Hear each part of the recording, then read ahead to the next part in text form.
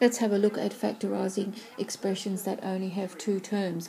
Now, the first thing that I would think of after I've asked myself, is there a common factor, and found out whether there was or there wasn't, was I've got two terms. That looks to me like it could be a difference of two squares. So I'm going to have a go at factorising that using the difference of two squares rule. So two squares rule is, if we have a squared minus b squared, it will factorise into a minus b and a plus b. So that's a very simple rule, difference of two squares. Here's one square, here's the other, and we have a difference as indicated by that subtraction sign. Always factorises into something that looks like this. So if I'm looking at it might look something like this, 4x squared minus 9. First thing, as I said before, is there a common factor? Well, no, there's not a number that will go into 4 and to 9, so I can't take out a common factor, so I'm going to try and see if I can use the difference of two squares rule. So I've got 4x squared minus 9.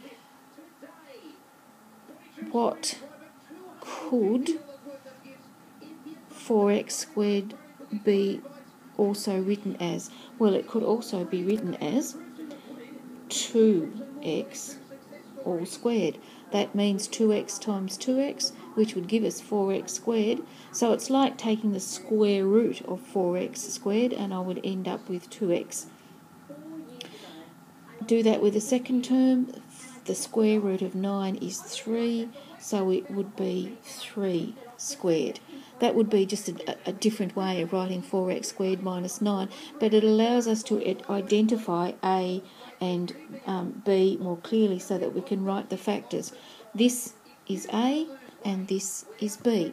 So now that I know what a and b is, remember I can factorise it into a plus b and a minus b. I've identified that a is 2x, so it would be 2x plus, and I've identified that b is 3. My second factor would be a, which I've identified as 2x, and it's minus b, which I've identified as 3. So there I have my two factors of 4x squared minus 9. 2x plus 3 and 2x minus 3. And I could identify a and b by taking the square root of my first term and my second term and writing it out like this to help me know very clearly what a and b were, so that I could put it into my brackets to find my factors. Well, that was a pretty easy one. Let's try something that is a little bit difficult, because I know that you're really clever and you'll be able to do this. So let's look at 7x squared minus 448. Now look at that and we think, oh goodness, 7's not going to be a square number. I got no idea about 448, but we've forgotten one important step, haven't we? Is there a common factor of 7x squared, of 7 and 448? And yes, there is. 7 will actually go into both of those numbers. So if I take out my common factor of 7, I'm left with x squared, and 448 divided by 7 is 64. Now that should be bringing joy to your heart, because you can see that 64 is a square number, and I can take the square root of it and get 8. So let's have a look at identifying a and b. So we've still got our 7. A would be x squared, and the square root of 64 is 8, so it would be 8 squared. So there I've got something that looks like that with very poorly written second brackets. Alright, so now we've got A and we've got B. See how easy that was? So our answer is going to be 7 still is our common factor, and it's going to be A, which we've identified as x, plus B, which we've identified as 8, and then our second one, sorry, I've written the wrong thing in there. That's what happens when you talk and write different things. I need that to be x, don't I? A is x, not A. Now A here is x, and it's minus B, which is 8. So there are our factors. 7, x plus 8, x minus 8. Now that wasn't any more difficult, except that you had to recognise that there was a common factor of 7 in those numbers. So always check for that first. I mean, that didn't look immediately obvious that 7 was going to go into both of those numbers, but you knew that the only factors of 7 would be 7 and 1. If you divide 448 by 1, it doesn't make any difference, does it? So I'd be having a go at dividing it by 7 to see if it worked. Obviously, if you can't divide it by 7, then it's not going to have any common factors because 7's a prime number. All right, smarty pantsers, let's have a go at one more. Tricky devil. Now, this one, I quite like these.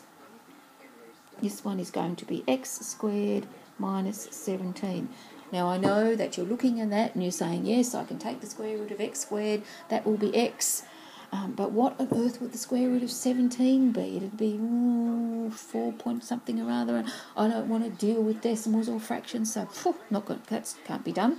Well, in actual fact, you're putting too much thinking into it. Let's just keep it simple.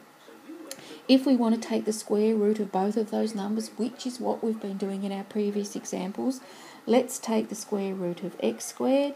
That will be x. So if we square it, that'll give us that term up there.